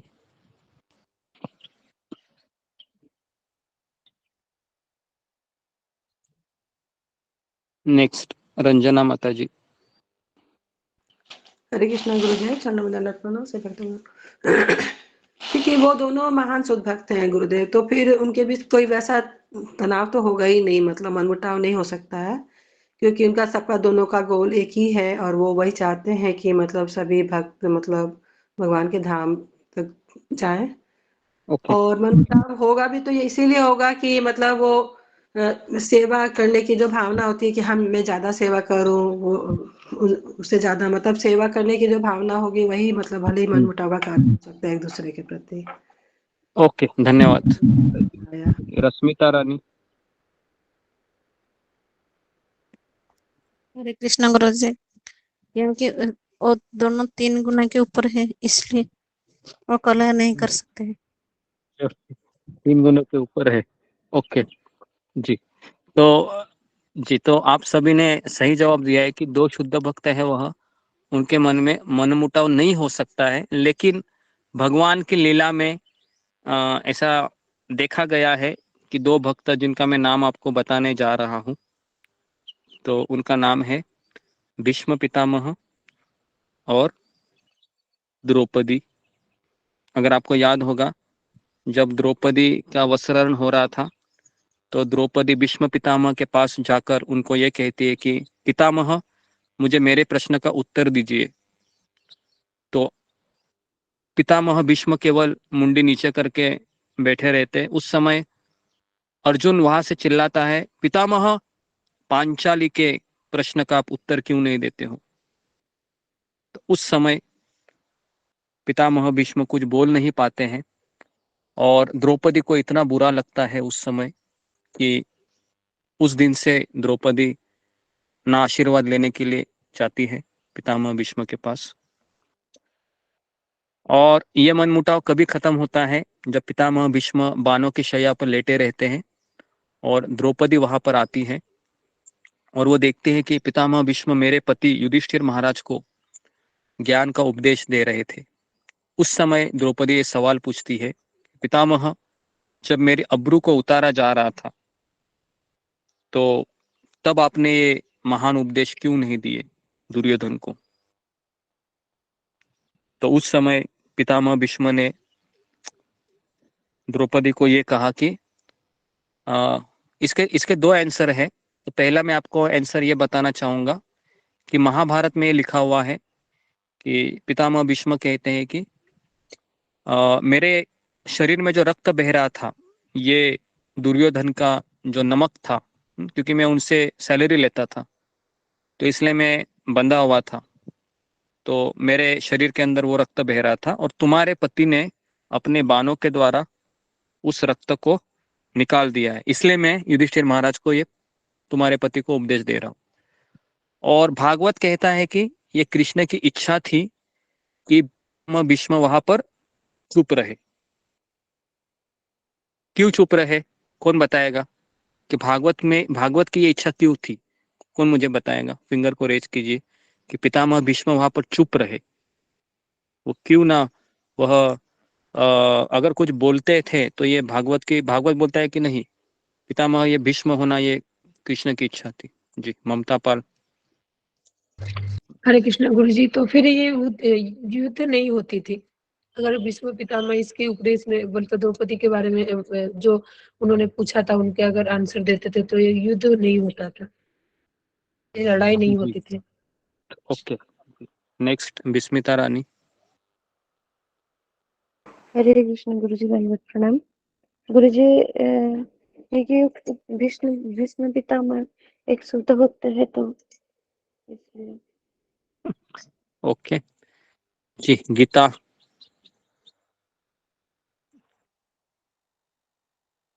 दंडवत प्रणाम गुरुजी, सब भक्तों को दंडवत प्रणाम। इसलिए कि वस्त्रापहरण का लीला भी नहीं होते थे और द्रौपदी को भगवान के पूर्ति शरण में नहीं आ पाती थी इस घटना में। ये मेरा जी जी, तो ओके, ये थोड़ा सा अधूरा आंसर है लेकिन ये सही आंसर है कि अगर पितामह भीष्म अगर वहां पर कुछ बोलते थे तो शायद द्रौपदी का वस्त्र नहीं होता था। और द्रौपदी भगवान का नाम लेके शरणागत होती थी क्या? नहीं होती थी। और ना वो उदाहरण दिया जाता था, है ना, कि द्रौपदी के जैसा पुकारना चाहिए भगवान। तो ये मुख्य कारण था। ठीक है, तो जी, तो ये हमने सवाल ये पूछा था कि दूसरा एक उदाहरण आता है विश्वामित्र मुनि और वशिष्ठ का, पता है आपको? दोनों का भी बहुत कलह था एक तरीके से, क्योंकि वशिष्ठ मुनि के पास एक कामधेनु गाय थी, विश्वामित्र मुनि ने उसको जबरदस्ती चुराया था। और उस समय भी वशिष्ठ मुनि इतने बेहाल हो गए थे कि बहुत परेशान हो गए थे वो। तो उस समय भी, लेकिन उन दोनों का कलह मिट जाता है जब त्रेता युग में प्रभु रामचंद्र आते हैं। और जब विश्वामित्र मुनि आते हैं कहाँ पर? दशरथ महाराज के पास। और दशरथ महाराज जब मना करते हैं, मैं मेरे पुत्रों को नहीं दूंगा तुम्हारे साथ, उस समय वशिष्ठ मुनि ही कहते हैं कि नहीं, आपको विश्वामित्र मुनि की बात माननी चाहिए। जी, ओके, तो ये मैंने इसलिए आपको बताया कि अभी ये मनमुटाव एक्चुअली नहीं हो सकता, लेकिन ये मनमुटाव क्यों हुआ था? क्योंकि ये भगवान की इच्छा थी। ये इसका मूल उत्तर है। तो अगर मेरा किसी भक्त के साथ मनमुटाव होता है, अगर मेरा इस सत्संग में जो भी भक्त आए हैं अचानक कुछ कारण मेरा उससे मन मुटाव होता है, या फिर मुझे कुछ बात उनकी ठीक नहीं लगती है, तो हमारा मन मुटाव होना ये बद्ध जीवन का लक्षण है ना। वो कृष्ण की लीला नहीं है वो। ओके, तो इस तरीके से ये सुभद्रा हरण की कथा मैंने आपको बताई जी। तो अभी मैं और एक कथा आपको ले रहा हूँ कि भगवान कृष्ण द्वारा देवकी के 6 पुत्रों को वापस लौटाना। तो आधे घंटे में मैं इसको कवर करता हूँ। आप सबको पता होगा कि देवकी के 6 पुत्र कंस ने मारे थे, तो भगवान कृष्ण ने ये पुत्र हैं ये वापस लौटाए। ठीक है, तो कैसे लौटे? तो यहाँ पर लिखा हुआ है कि एक दिन कुरुक्षेत्र के यज्ञ में भाग लेकर भगवान श्री कृष्ण एवं बलराम जी वसुदेव जी को प्रणाम करने के लिए गए। तब वसुदेव ने अपने दोनों पुत्रों की श्रेष्ठ पद की प्रशंसा करने लगे और इस अवसर का लाभ उठाया और यज्ञ भूमि में एकत्र हुए महान ऋषियों से कृष्ण एवं बलराम की पद की महत्ता को समझने का अवसर वसुदेव जी को प्राप्त हुआ था। उन्होंने न केवल ऋषियों से सुना कि मेरे बेटे कृष्ण और बलराम ये साधारण मानव नहीं है, अपितु वे असाधारण है। तो ये ऋषि मुनियों ने ही वसुदेव जी को अपने पुत्रों की स्तुति के बारे में बताया और कहा कि तुम्हारे पुत्र कृष्ण और बलराम जी कौन है? भगवान है। अभी मेरा आपको सवाल है यहाँ पर कि देवकी और वसुदेव जी कृष्ण को भगवान के रूप में क्यों नहीं पहचान सके? जी बताइए, अशोक चावला प्रभु बताइए। प्रणाम गुरुदेव। क्योंकि जब ये चतुर्भुज में रूप में अवतीर्ण हुए थे भगवान जी, तब माता जी ने कहा था, इनकी माता देवकी ने कहा था कि अगर मैं ऐसे ही आपको भगवान समझूंगी तो मैं वात्सल्य के रस उससे सुख से वंचित रह जाऊंगी। उनको वात्सल्य के रस देने के लिए, सुख देने के लिए भगवान जी ने अपनी लीला रची थी। Very good, very good. तो ये बहुत सही जवाब दिया है अशोक चावला प्रभु ने, मैं अपेक्षित नहीं करता था। तो जरा सब लोग ताली बजाइए अशोक चावला प्रभु के लिए। धन्यवाद, सही उत्तर दिया आपने। तो जी, तो अगर मुझे बताइए कि अगर वसुदेव और देवकी को पता था होता कि कृष्ण भगवान है तो वो क्या करते थे? रोज सुबह घंटी बजाकर कृष्ण की आरती करते थे, है ना। तो तो वात्सल्य रस का आदान प्रदान होता था क्या? नहीं होता था ना, बराबर है। और भगवान को भी अच्छा लगता था क्या? भगवान को भी अच्छा नहीं लगा। ये कहाँ पर आता है पता है आपको? सनातन गोस्वामी की स्टोरी मैंने आपको बताई थी, याद है? जिसमें वह अपने वो गोपाल की वह पूजा करते थे और कैसे खिलाते थे उनको, ऐसे खाना ऐसे ऐसे खिलाते थे। तो ये किसने देख लिया? सनातन गोस्वामी ने। वो पुरुषोत्तम चौबे के घर पे है ना, जो मथुरा के ब्राह्मण जी वही थे। तो फिर कहा कि ये ऐसे कैसे आप भगवान को खिलाते हैं, आपको पता नहीं है क्या नियम क्या होते हैं? तो फिर वो अगले दिन क्या करने लगे? फिर घंटी बजाने लगे। तो घंटी बजाने लगे तो कृष्ण को गुस्सा आया। कृष्ण ने कहा, ये सनातन गोस्वामी, ये आपने क्या किया? ये पुरुषोत्तम चौबे और उनकी पत्नी मुझे वात्सल्य रस से मेरी पूजा करती थी, है ना। अभी आप यहाँ पर आए, गड़बड़ किए, तो अभी आप मुझे यहाँ से ले चलो। तो इस तरीके से सनातन गोस्वामी के साथ वह मदन मोहन भगवान चले गए, है ना। तो भगवान को इसलिए क्या कहा जाता है?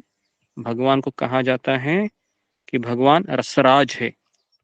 रसराज श्री कृष्ण, या भगवान को भावग्राही जनार्दन कहा जाता है। भावग्राही जनार्दन। भगवान किसके भूखे हैं? भाव। हम किसके भूखे हैं? हम किसके भूखे हैं?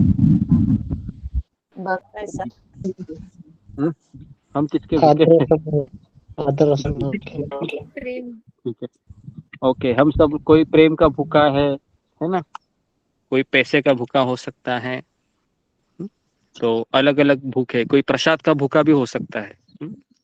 तो भगवान का एक अंग है जो सबको प्रिय है, इसमें कभी व्यक्ति सोता नहीं है, भले वो 2 घंटा क्यों ना सोया हो। किसी ने सुना है ऐसे कि कोई व्यक्ति भगवान का प्रसाद खाते खाते ही सो गया, अचानक उसकी नींद लग गई? कभी सुना है आपने? नहीं। लेकिन भगवान का माला करते करते वो सोया, सुना है? ऐसा तो बहुत सुना होगा, है ना? सुना नहीं, देखा भी है। लेकिन भगवान का प्रसाद खाते खाते कोई सोता नहीं है ना, क्योंकि वो उसमें हमारी रुचि स्वाभाविक है। ओके, तो इस तरीके से अपने पुत्रों में उनकी दृढ़ निष्ठा थी। तो वसुदेव जी ने कृष्ण को कहा, हे मेरे प्रिय कृष्ण, आप भगवान हैं और मैं अब समझ गया हूँ कि आप अनादि हो। तो मैं चाहता हूँ कि आप मेरे 6 पुत्रों को वापस लेके आइए, जो आप ही के भाई हैं। तो इस तरीके से वसुदेव जी, है ना, भगवान को कहते हैं। तो जी, तो इस तरीके से वसुदेव जी इतनी सारी स्तुतियां करते हैं अपने पुत्र की, कृष्ण और बलराम की। तो कृष्ण और बलराम इतना सब प्रार्थना सुनकर मुस्कुराते हैं और उन्होंने वसुदेव जी की भी प्रशंसा को कृपापूर्ण मुस्कान युक्त मुद्रा से स्वीकार किए। तब कृष्ण ने अपने पिता को कहा, हे तात, आप कुछ भी कहे, हम आपके पुत्र हैं। आप भले मुझे भगवान कहें, लेकिन मैं आपका पुत्र कन्हैया हूं। आप हमारे विषय में जो कुछ भी कहे वह निश्चय ही आध्यात्मिक ज्ञान की एक समझ है। मैं बिना किसी अपवाद के इस समस्त रूप में स्वीकार करता हूं। तो इस तरीके से वसुदेव जी से अपने पिता पुत्र के संबंध को कोई न्यूनता लाने की भगवान कृष्ण की इच्छा नहीं थी। अतएव अपने उत्तर के प्रारंभ में ही उन्होंने यह तथ्य स्वीकार किया कि वसुदेव जी के सनातन पुत्र हैं वे, और वसुदेव जी कृष्ण की सनातन पिता हैं। तो जी, तो इस तरीके से अपने मृत पुत्रों की प्रति करुणा से भरकर देवकी जी भगवान कृष्ण एवं बलराम से विनंती करने लगी कि मुझे भी पता है कि हे कृष्ण, तुम भगवान हो, तुम मेरे पुत्र के रूप में अवतरित हो ही हो, लेकिन तुम भगवान हो। तो मेरी यही इच्छा है कि तुम क्या करो, अपने 6 भाइयों के बारे में, है ना, जरा सोचो और उनको वापस लेके आ जाओ।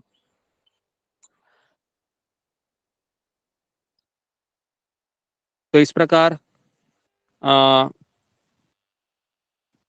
भगवान श्री कृष्ण फिर कहते हैं कि अवश्य। तो इस तरीके से फिर भगवान श्री कृष्ण ये जाते हैं देवकी के पुत्रों को वापस ले जाने के लिए। तो कहा जाते हैं, तो सुतल नामक पाताल लोक की ओर प्रस्थान करते हैं।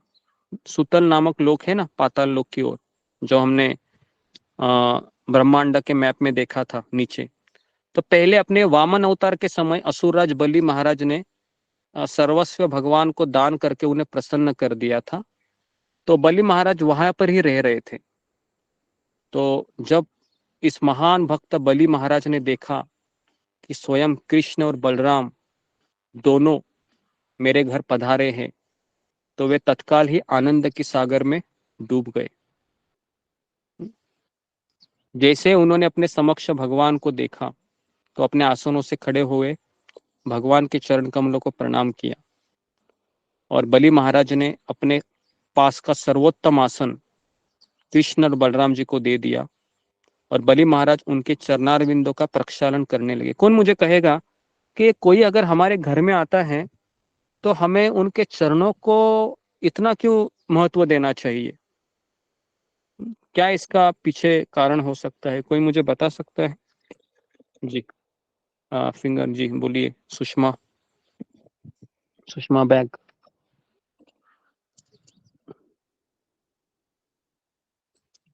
नेक्स्ट। एटलीस्ट हाँ ना कुछ बोलो, समझ में नहीं आता है। ओके हरे कृष्णा प्रभु। जी, नहीं आ रहा है तो मुझे वो नहीं आ रहा है ऐसा बोलो। Okay next. जी सुजाता। हरे कृष्णा जी। जो घर को हमारे घर को जो आते हैं अतिथि के रूप में वो भगवान के तरह होते हैं, हम भगवान के रूप से हाँ बराबर है, लेकिन वो चरणों को ही क्यों पकड़ते हैं? और भी तो चीजें है, लेकिन चरणों की सेवा क्यों ज्यादा वो मानी जाती है?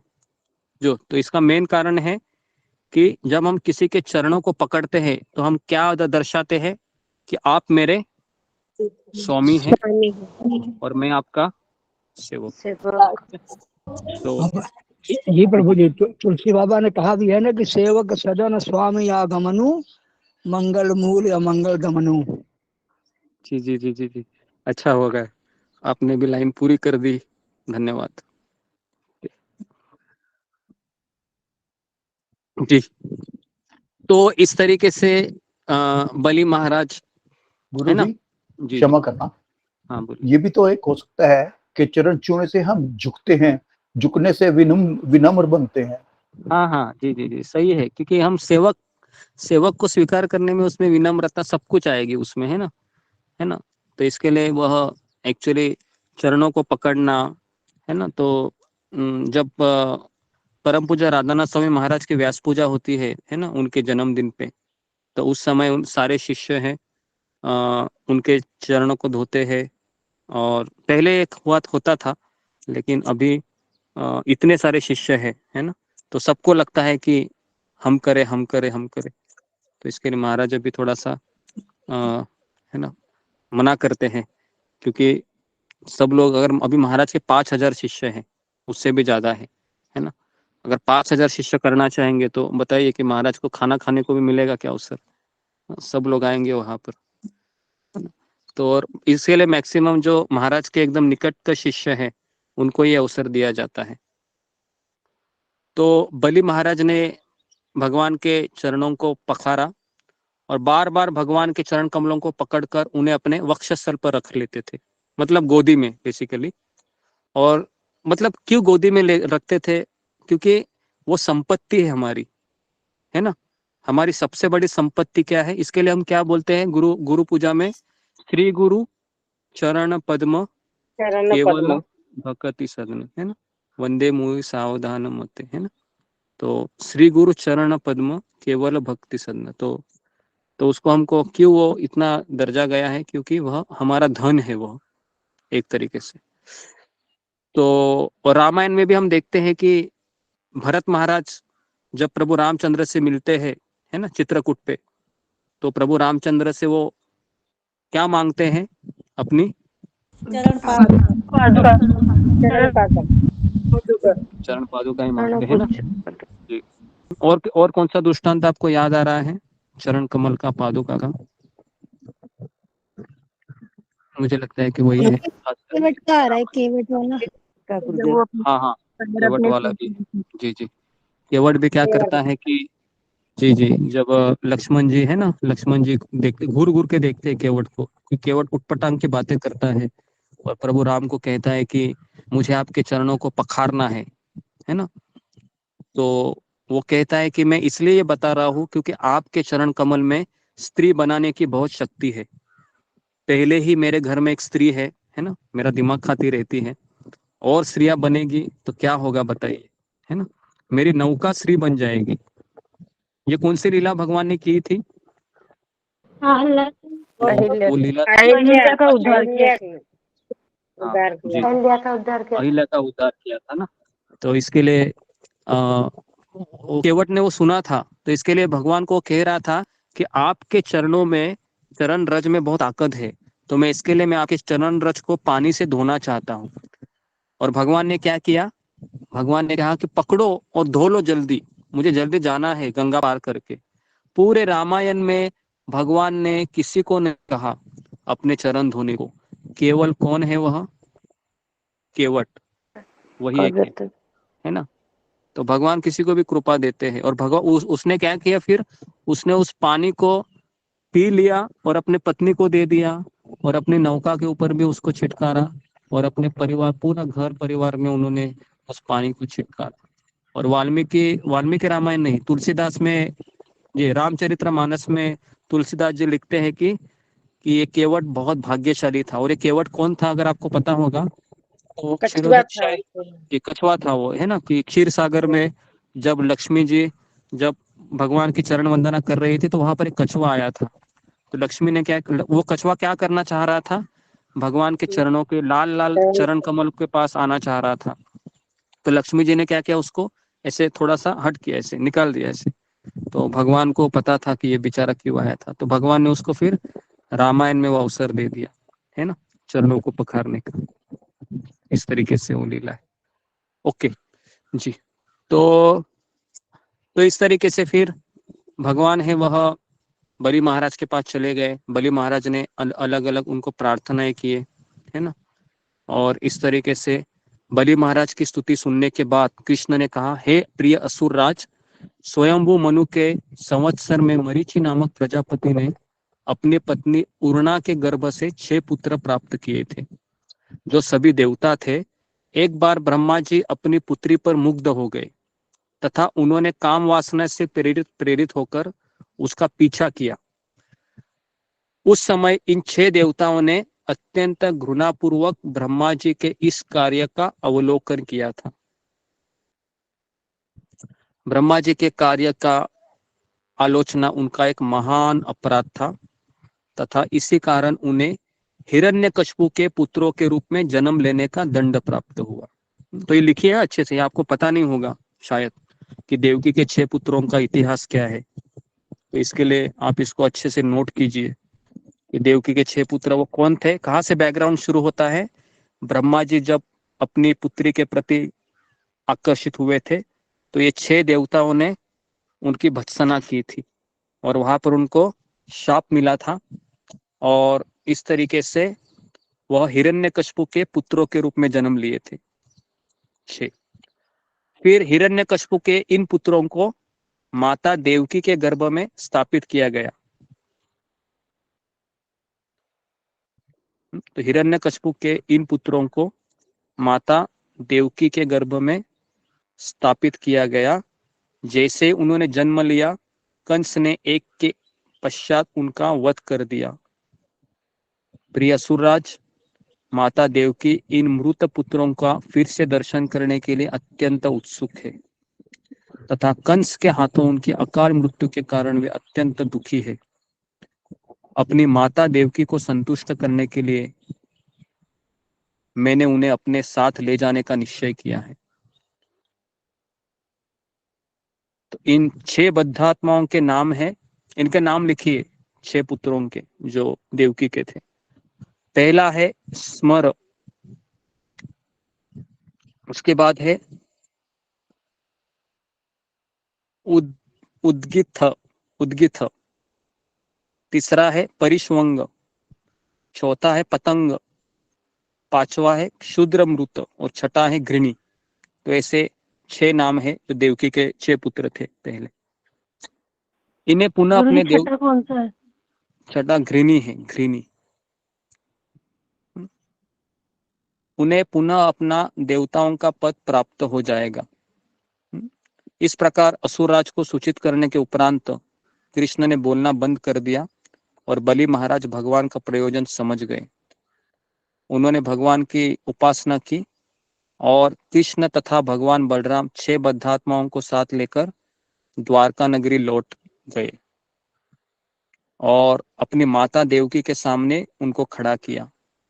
माता देवकी अपने 6 पुत्रों को देखकर आनंद से इतनी भाव विभोर हो गई कि उसके स्तनों से दूध बहने लगा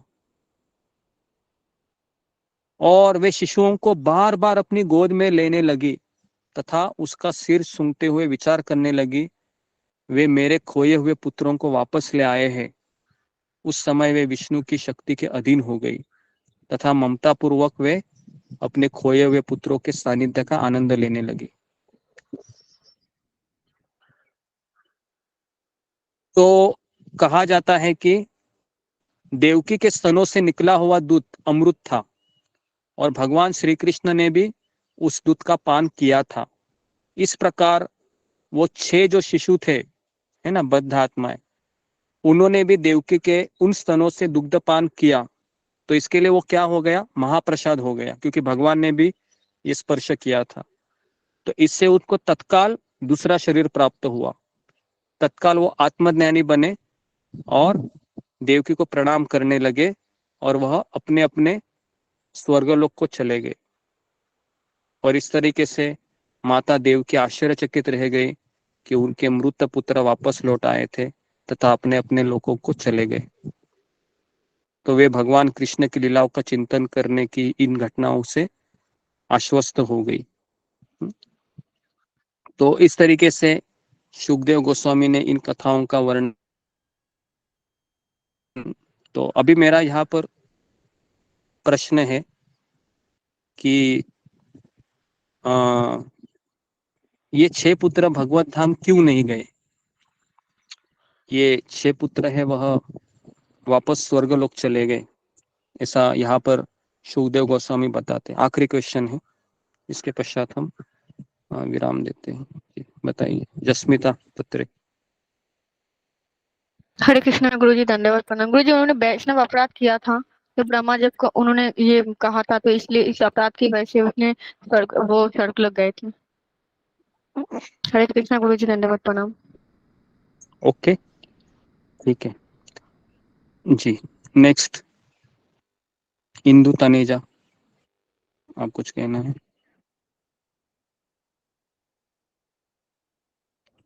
नेक्स्ट निधि शुक्ला।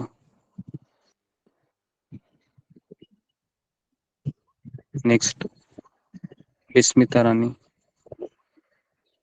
हरे कृष्ण गुरुजी, धन्यवाद प्रणाम गुरुजी। जो ब्रह्मा जी के जो वैष्णव अपराध किया था, बात किए थे इसलिए जी। जी ओके, गुरुजी जो अभिशाप पाते हैं, श्राप तो पाते हैं। जी, तो मूल कारण यह है कि ब्रह्मा जी के प्रति अपराध किया था और दूसरा है कि भगवत धाम जाने का रास्ता है कि जब तक किसी भक्त की कृपा नहीं होती है ना, तब तक वह भगवत धाम नहीं जा सकता है। तो केवल भगवान की डायरेक्ट सेवा करने से व्यक्ति नहीं जा सकता, जब तक किसी भक्त का सैंक्शन होना बहुत जरूरी है। तो इसलिए हम देखते हैं कि विदुर जी भी अपने घर से बाहर निकले और मैत्रेय मुनि को गुरु किए। उसके पश्चात युधिष्ठिर महाराज, है ना, इन सब ने अपने जो पुरोहित थे कृपाचार्य, उनका, है ना, और व्यासदेव जी के परामर्श से उन्होंने भी कृष्ण की भक्ति की।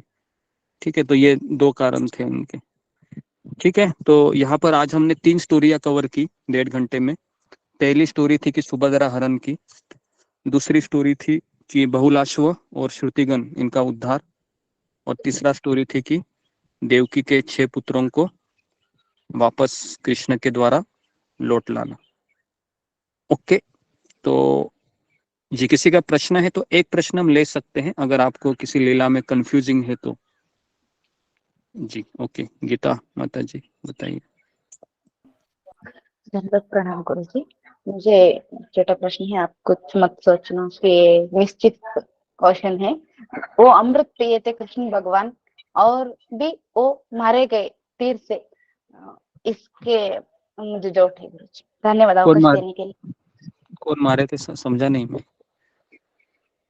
कृष्ण भगवान एक तीर से मार गए, वो तीर से मार गए थे। जी जी, देखिए, जब भगवान ने एक शरीर छोड़ा था, इसके ऊपर मैंने क्लास भी लिया था ना, आपको याद है? मुझे लगता है क्लास लिया था कि किस तरह से भगवान को तीर मारते हैं ना, क्लास लिया था मैंने, मुझे याद है। ये थे क्लास जी, तो उसमें मैंने बताया था पूरा चीज कि जो भगवान ने वहां पर एक अपना शरीर एक छोड़ा था, ताकि जो भगवान के द्वेषी लोग हैं इस संसार के, वो लोग भगवान को साधारण मनुष्य के रूप में देखें। और हमारे आचार्य कहते हैं कि जब उस जरा नाम के शिकारी ने भगवान को मारा था, तो भगवान एक निमित्त था वो, ताकि भगवान अपनी लीला को खत्म करना चाह रहे थे। लेकिन भगवान उसी आध्यात्मिक शरीर से भगवत धाम चले गए और एक मायावी शरीर भगवान ने छोड़ दिया वहां पर, ताकि उन लोगों के लिए जो भगवान के से द्वेष करते हैं और वो हमेशा भगवान से द्वेष करते ही रहे, क्योंकि वो वही उनकी इच्छा है कि वह भगवान को भगवान के रूप में नहीं मानना चाह रहे थे। तो इस तरीके से वह हमारे आचार्य लिखते। ठीक है जी, ममता कुमारी। हरे कृष्णा गुरुजी, दंडवत प्रणाम। गुरुजी, आपने तो एक बार ये भी बताया था कि ब्रह्मा जी जब ऐसा पुत्र के पीछे आसक्त हुए थे तो शिव जी ने उनका एक सर ऐसे काट दिया था। जी, तो फिर यहाँ पर शिव जी को कुछ ऐसा अपराध ऐसा कुछ नहीं लगा क्या? ऐसा शिव जी को भी हुआ था ना, आपको पता है ना, शिव जी को भी अपराध लगा। इसके लिए वो कहाँ पर आए थे? बद्रिकाश्रम में आए थे और वहां पर उन्होंने, वो पता है ना, वो ब्रह्मा जी का एक सर उनके शरीर, उनके हाथ को चिपकता है ना, हाथ को चिपक जाता है। तो ये तो मैंने उस समय भी बताया था जब बद्रिकाश्रम में हम स्टोरी बताए थे ना। गुरुजी, मैं उस समय क्लास एब्सेंट थी शायद इसलिए। हाँ, तो ओके, तो शिव जी को भी अपराध लगा था उस समय। ठीक है जी, धन्यवाद। ओके। एकता सोमानी। हरे कृष्ण गुरुजी, धन्यवाद।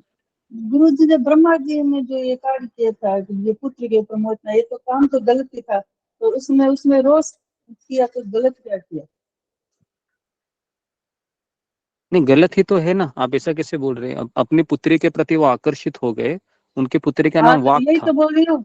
हाँ, मतलब वो उन्होंने, ब्रह्मा जी ने गलत कार्य किया, तो जैसे शिव जी ने वो रोष हुए थे, या जो ये 5 थे, ये उन्होंने भी उनके ऊपर रोष से देखा, तो उन्होंने गलत थोड़ी देखा था। नहीं, शिव जी को लेकिन वो अधिकार है ना। अभी हम गुस्सा करेंगे तो वो गलत है, लेकिन शिव जी और महान भक्त अगर गुस्सा करते हैं तो उसमें कुछ प्रयोजन होता है ना। एक्चुअली ये सब लीला है, ताकि लीला में कैसा होता है कि हम प्रश्न नहीं कर सकते कि इन्होंने ऐसा क्यों किया, इन्होंने ऐसा क्यों किया। तो लीला में भगवान हमको कुछ उपदेश देना चाहते हैं और हमको ये बताना चाह रहे हैं कि ये करने से ऐसा होगा, है ना। जैसे कुछ लोग कहते हैं कि युधिष्ठिर महाराज ने जुआ क्यों खेला, वो तो शुद्ध भक्त है। तो हम उनको ये कहते हैं कि भगवान शुद्ध भक्त के द्वारा हमको सीख देना चाहते हैं कि जुआ खेलना किस तरह से गलत है ना। तो भले वो गुस्सा है, लेकिन उनका गुस्सा और हमारे गुस्से में अंतर है। ठीक है, आखिरी क्वेश्चन, मंजू सिंह। हरे कृष्णा गुरुजी, दंडवत प्रणाम। गुरुजी, मतलब वो 6 जो जीवात्माएं थी वो तो भगवान के भाई थे, लेकिन फिर वो पाताल लोक क्यों गए? मतलब पाताल उनका गंतव्य क्यों हुआ, जबकि उनका अगर मतलब वो मर भी गए थे तो भी मतलब उनको ऊपर के लोग क्यों नहीं मिले? पाताल लोक क्यों जाना पड़ा? क्योंकि वह उसके पहले जन्म में वो हिरण्यकशिपु के पुत्र के रूप में थे और उसके पश्चात वो देवकी के पुत्र के रूप में जन्म तो उनको मिला, लेकिन उसमें उनका कोई कर्म नहीं था। जैसे जन्म लिया, कंस ने मार दिया, तो पहले पूर्व कर्म ऐसे थे होंगे हिरण्यकशिपु के पुत्र के रूप में, जो उनका हिसाब किताब बाकी था। तो इसके लिए वह पाताल लोक में चले गए थे, सुतल लोक में, है ना। तो वहां पर वो और ऐसा भी नहीं कि सुतल लोक और पाताल लोक नरक लोक में नहीं आता है, ये नरक लोक अलग है और ये नीचे के लोक है। तो वहां पर गए, इसका ये अर्थ नहीं है कि वहां पर कुछ उनको, है ना, सजा भुगतनी पड़ेगी, ऐसा भी नहीं। कि वहां पर तो ऐसा कहा जाता है कि हमारे नीचे के लोग, ये उसको बिल्व स्वर्ग कहते हैं। मतलब हमारे नीचे के लोगों में तो ज्यादा टेक्नोलॉजिकल एडवांसमेंट है और हमारे के ऊपर के लोगों में भी ज्यादा एंजॉयमेंट है। तो सुतल लोक मतलब जहाँ पर बलि महाराज रह रहे थे, और तो वहां पर वो चले गए, तो उनका वो डेस्टिनी रहेगा पिछले जन्म से। ओके, तो यहाँ पर मैं रुकता हूँ। आप सबका बहुत बहुत धन्यवाद। तो कल हम वापस कोई दूसरी स्टोरी हम लेंगे, है ना, जिससे हम भगवान का चरित्र को याद करें और हमारे हृदय को शुद्ध करने का प्रयास करें। परंपरा श्रीमद् भागवतम की जय। श्रील प्रभु